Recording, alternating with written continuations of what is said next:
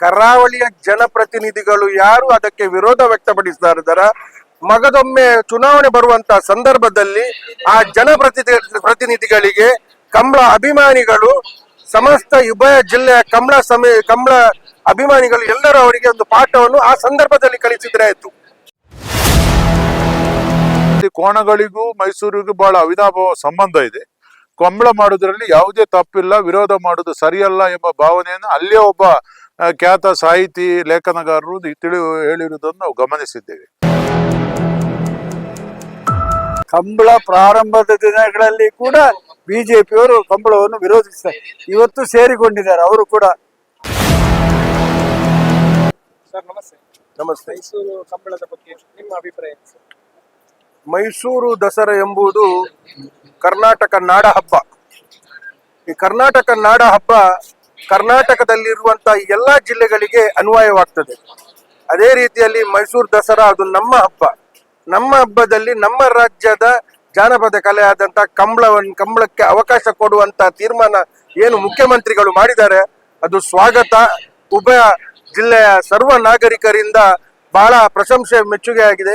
ಬಹುಶಃ ಈ ಕಂಬಳ ಖಂಡಿತವಾಗಿ ಆಗ್ತದೆ. ರಾಜ್ಯ ಕಂಬಳ ಸಮಿತಿ ಅಧ್ಯಕ್ಷರು ಹಾಗೂ ಜಿಲ್ಲಾ ಕಂಬಳ ಸಮಿತಿಯ ಅಧ್ಯಕ್ಷರ ನೇತೃತ್ವದಲ್ಲಿ ಈ ಮೈಸೂರು ದಸರಾದ ಸಂದರ್ಭದಲ್ಲಿ ನಮ್ಮ ದಕ್ಷಿಣ ಕನ್ನಡ ಜಿಲ್ಲೆಯ ಜಾನಪದ ಕಲೆ ಆದಂತ ಕಂಬಳದ ಒಂದು ಕೂಟ ಕೂಡ ಅಲ್ಲಿ ಆಗ್ತದೆ ಎಂಬ ಭರವಸೆ ಮಾತನ್ನು ಹೇಳಲಿಕ್ಕೆ ಬಯಸುತ್ತೇನೆ. ಕರಾವಳಿಯ ಜನಪ್ರತಿನಿಧಿಗಳು ಯಾರು ಅದಕ್ಕೆ ವಿರೋಧ ವ್ಯಕ್ತಪಡಿಸ್ತಾ ಇದ್ದಾರ, ಮಗದೊಮ್ಮೆ ಚುನಾವಣೆ ಬರುವಂತ ಸಂದರ್ಭದಲ್ಲಿ ಆ ಪ್ರತಿನಿಧಿಗಳಿಗೆ ಕಂಬಳ ಅಭಿಮಾನಿಗಳು, ಸಮಸ್ತ ಉಭಯ ಜಿಲ್ಲೆಯ ಕಂಬಳ ಅಭಿಮಾನಿಗಳು ಎಲ್ಲರೂ ಅವರಿಗೆ ಒಂದು ಪಾಠವನ್ನು ಆ ಸಂದರ್ಭದಲ್ಲಿ ಕಲಿಸಿದ್ರೆ ಆಯ್ತು.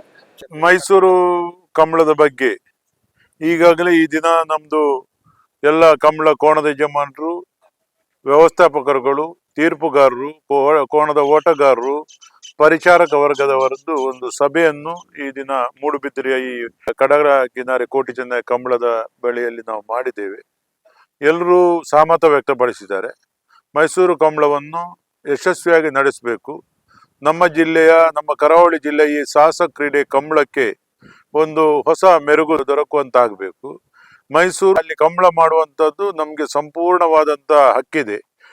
ಯಾಕೆಂದ್ರೆ ನಮ್ಮದು ಮೈಸೂರು ಸಂಸ್ಥಾನದಲ್ಲೇ ನಮ್ಮ ಈ ಕರಾವಳಿ ಜಿಲ್ಲೆಯ ಆಡಳಿತ ನಡೀತಾ ಇರುವಂಥದ್ದು.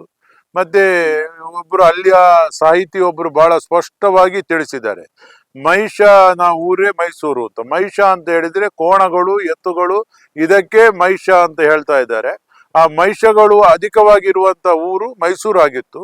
ಆದ್ರಿಂದ ಅದು ಕೋಣಗಳಿಗೂ ಮೈಸೂರಿಗೂ ಬಹಳ ಅವಿನಾಭಾವ ಸಂಬಂಧ ಇದೆ. ಕಂಬಳ ಮಾಡುವುದರಲ್ಲಿ ಯಾವುದೇ ತಪ್ಪಿಲ್ಲ, ವಿರೋಧ ಮಾಡುವುದು ಸರಿಯಲ್ಲ ಎಂಬ ಭಾವನೆಯನ್ನು ಅಲ್ಲೇ ಒಬ್ಬ ಖ್ಯಾತ ಸಾಹಿತಿ ಲೇಖನಗಾರರು ಹೇಳಿರುವುದನ್ನು ನಾವು ಗಮನಿಸಿದ್ದೇವೆ.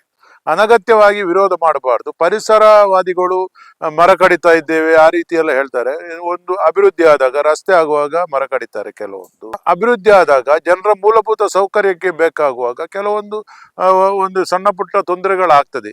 ನಾವು ಈಗಾಗಲೇ ಅರಣ್ಯ ಇಲಾಖೆಯವರಿಗೂ ಹೇಳಿದ್ದೇವೆ, ಎಲ್ಲೂ ಕೂಡ ಒಂದು 10 ಮರ ಕರೆದ್ರೆ 50 ಮರ ಗಿಡಗಳನ್ನು ನಡಬೇಕು ಅಂತ. ಇದು ನಮ್ಮ ಕಂಬಳ ಸಮಿತಿಯ ಅವರ ಹತ್ರ ಮನವಿ. ಅಲ್ಲಿ ಕಂಬಳ ನೀವು ಮಾಡಿದ ಕಂಬಳಕ್ಕೋಸ್ಕರ ಏನಾದರೂ ಒಂದು 10 ಮರ ಕಡ್ದಿದ್ರೆ 50 ಮರಗಳನ್ನು ಅಲ್ಲೇ ಪಕ್ಕದಲ್ಲಿ ನಡುವ ಕೆಲಸವನ್ನು ಮಾಡಬೇಕು. ಕಂಬಳ ಆಗ್ತದೆ.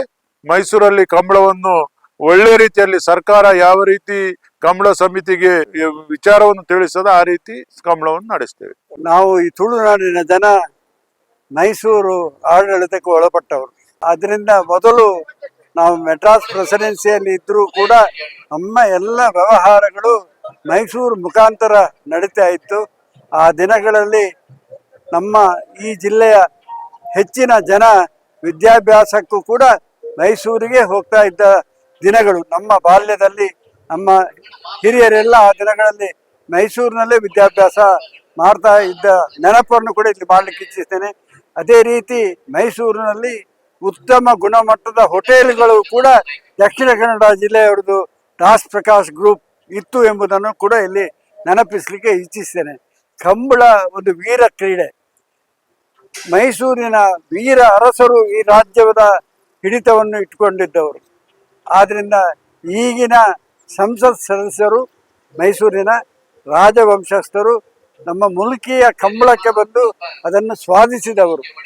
ಇವತ್ತು ಯಾರೋ ಅವರಿಗೆ ಅವರದೇ ಆದ ಇಚ್ಛೆಯಿಂದ ಹೇಳುವುದಲ್ಲ, ಬೇರೆಯವರು ಅವರ ರಾಜಕೀಯವಾಗಿ ಇಲ್ಲ ಕಂಬಳ ಮೈಸೂರಿನಲ್ಲಿ ಮಾಡಬಾರ್ದು ಎಂಬ ಒಂದು ಅವರಿಗೆ ಹೇಳಿಕೊಟ್ಟು ರಾಜರ ಮನಸ್ಸಿನಿಂದ ಹೇಳುವುದಲ್ಲ,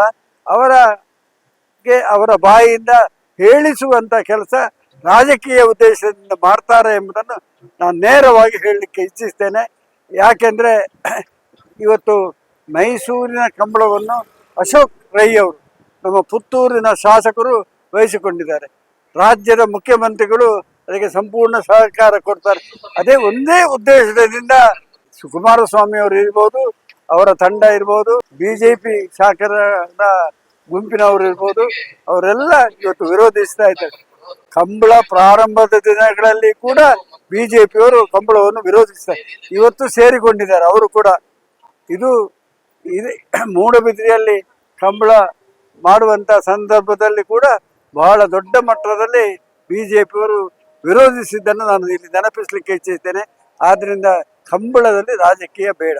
ಕಂಬಳ ಅಭಿಮಾನಿಗಳ ಒಂದು ವೀರ ಕ್ರೀಡೆ, ಅದು ನಡೀಬೇಕು. ಮೈಸೂರು ನಮ್ಮನ್ನು ಆಳಿದಂಥ ರಾಜರುಗಳಿಗೆ ಇರುವಂತ ಒಂದು ಶ್ರೇಷ್ಠ ಪರಂಪರೆಯ ನಾಡು ಮೈಸೂರು. ದಸರಾದಲ್ಲಿ ನಾವು ತುಳುನಾಡಿನ ಜನ ಎಲ್ಲರೂ ಬಹಳ ಸಮಯದಿಂದ ಭಾಗವಹಿಸಿ ಬಂದಂತ ಇತಿಹಾಸ ಇದೆ. ಕಂಬಳ ಕೂಡ ಮೈಸೂರಿನಲ್ಲಿ ನಡೀಬೇಕು.